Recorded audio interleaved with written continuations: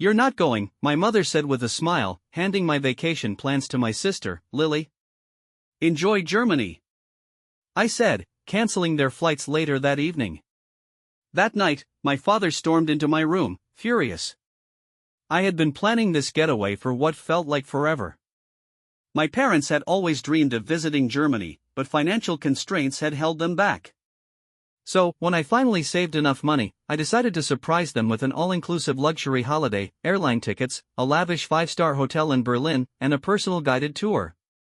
I meticulously arranged every detail, even securing a seat for myself so we could all share the experience. It felt incredible to do something meaningful for them, but that feeling faded as departure day approached. That morning, I pulled into their driveway, beaming with excitement. They were already outside, luggage in hand, looking thrilled. My mother was practically bouncing with joy, and my father wore a proud smile, as if he couldn't wait to brag to his coworkers about this amazing gift from his son. But something felt off. Standing next to them, carrying a duffel bag, was my sister, Lily. I narrowed my eyes. Why is she here? My mother's face lit up. Oh, we forgot to mention, she said, patting Lily's shoulder. Your sister will be going in your place. I blinked in disbelief, certain I had misheard. Lily gave a smug grin. Yeah, bro, mom and dad thought I should take the trip instead. You know how stressed I've been lately. Stressed? Seriously? This was Lily, the girl who hadn't held a job in 2 years, spending all her time playing video games in the basement. Apparently, she needed this vacation more than I did. I turned to my mother, expecting her to reveal it was a joke, but she was serious. Sweetheart, we just felt that Lily could benefit from this adventure more than you. After all, you travel for work sometimes, and this is a rare opportunity for her. I glanced at my father, hoping for his support, but he just shrugged. It's all settled. Let's head out, we shouldn't be late. And that was it, their decision, their trip. I clenched my jaw, my hands tightening around the steering wheel. My mind raced with thoughts of how unfair this was, how ungrateful they were, and how badly I wanted to explode and tell them they were treating me like a walking ATM. But I swallowed it all down, exhaling slowly. All right, let's go, I said, forcing a smile. The entire ride to the airport, Lily sat in the back seat, practically bouncing with excitement, talking nonstop about all the anime merchandise she was going to buy and how amazing my fancy hotel room was going to be. My mother giggled, saying how much Lily deserved this break. I kept my eyes on the road, silent. When we arrived at the airport terminal, they got out, laughing and chatting, completely oblivious. I popped the trunk so they could grab their bags. My mother kissed me on the cheek. We'll send you photos. Love you, honey. Lily grinned. Thanks for the trip, man. My father clapped me on the shoulder. You're a great son. For the first time that morning, I truly smiled, not for them, but for me, because they had no idea what was about to happen. I watched them roll their luggage toward the entrance, buzzing with excitement. Then I reached for my phone, opened the airline app, and hit cancel on their one-way tickets. Erased. Gone. They didn't know it yet, but soon enough, they would step up to that check-in desk, hand over their passports, and everything would collapse. I drove off, leaving the curb, and waited for the inevitable message. It arrived before I had even left the parking lot. My mother texted, "Sweetie, there's an issue with the tickets. The airline says they're cancelled." I smirked. Oh really? That's odd.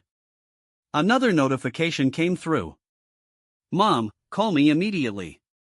I let it ring as I pulled onto the highway. A third message arrived. Dad, did you mess up the reservations? Fix this.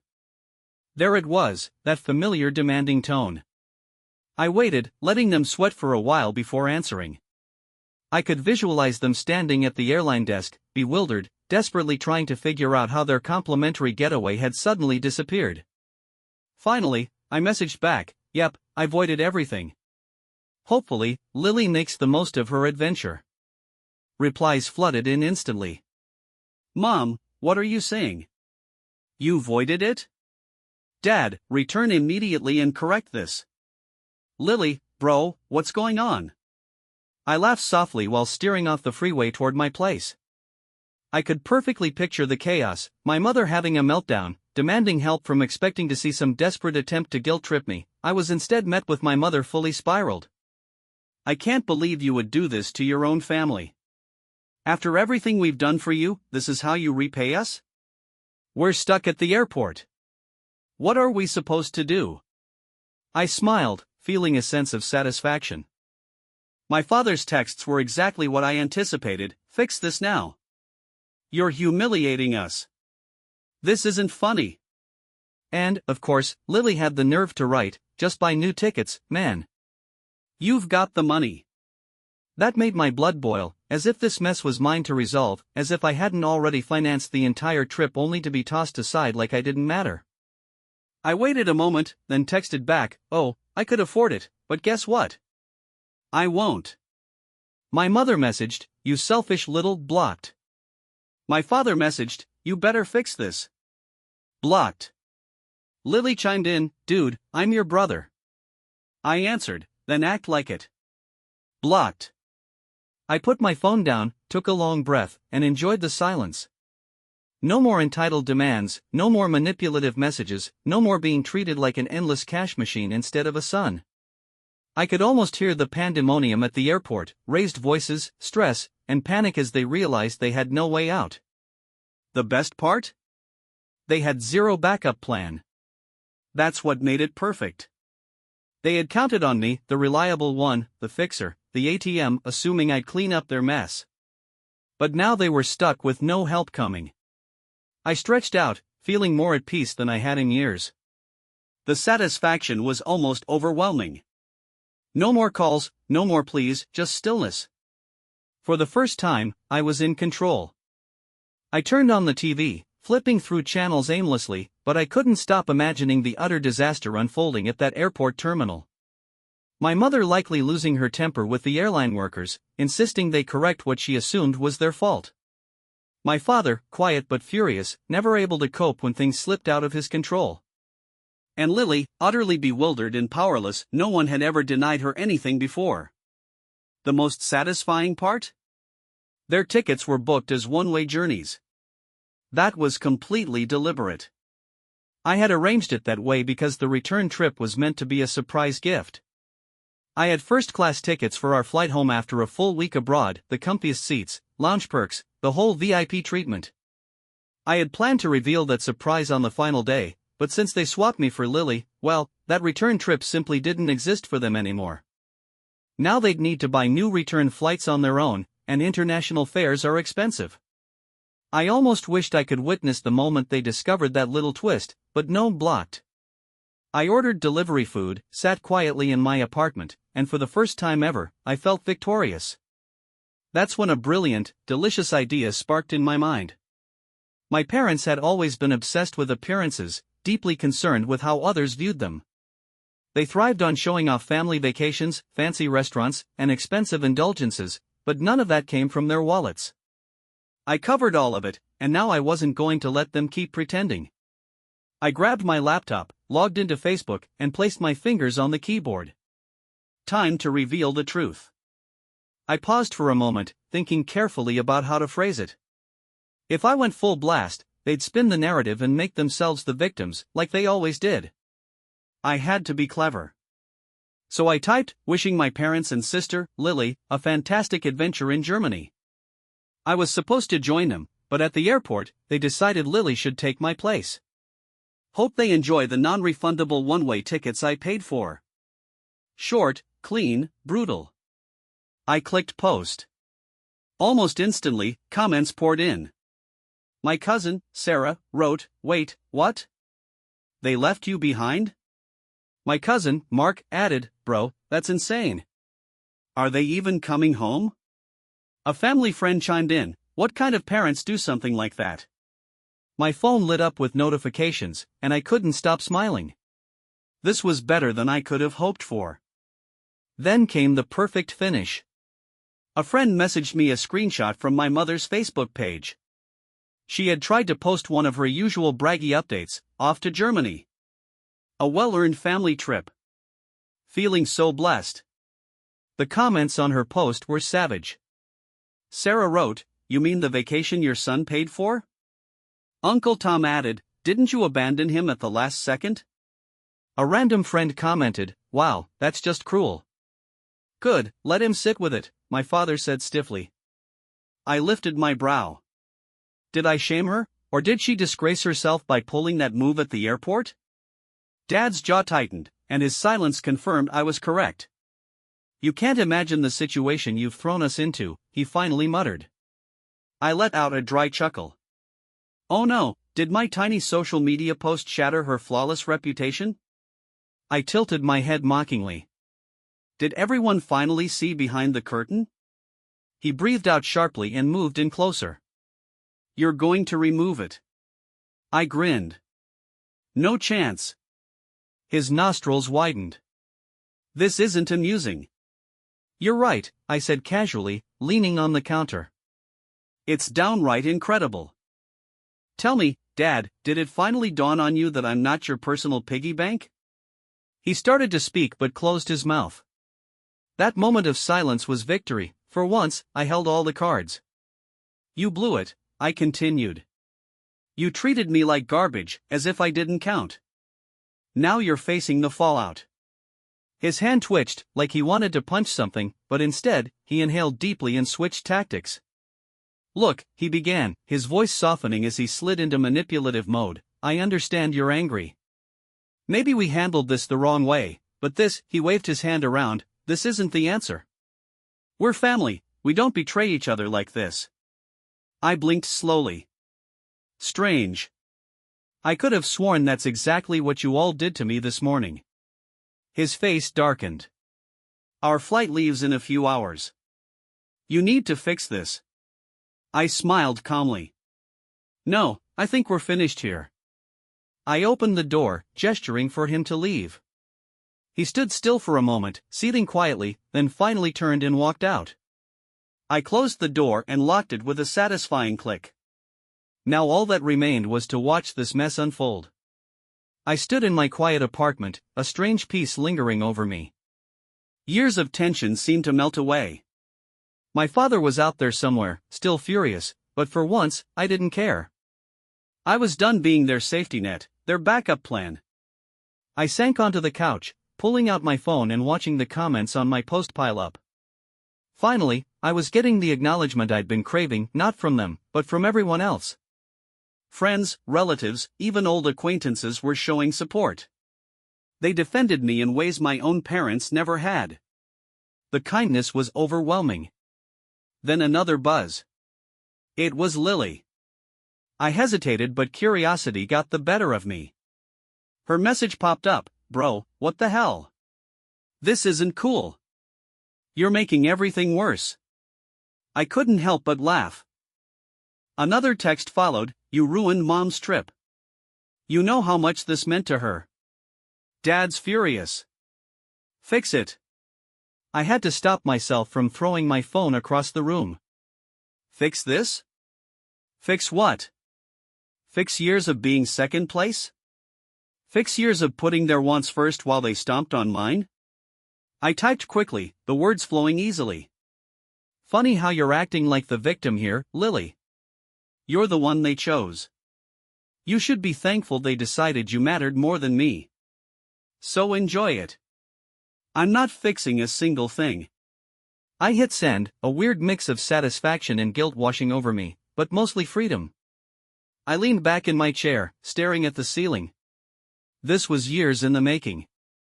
Mom and Dad always spoiled Lily, she was the baby, never forced to earn anything. And me? I was the dependable one, the responsible son who did everything they asked without ever hearing a simple thank you. But now the truth was clear, Lily wasn't just spoiled, my parents treated me like a tool, useful when needed, forgotten when not.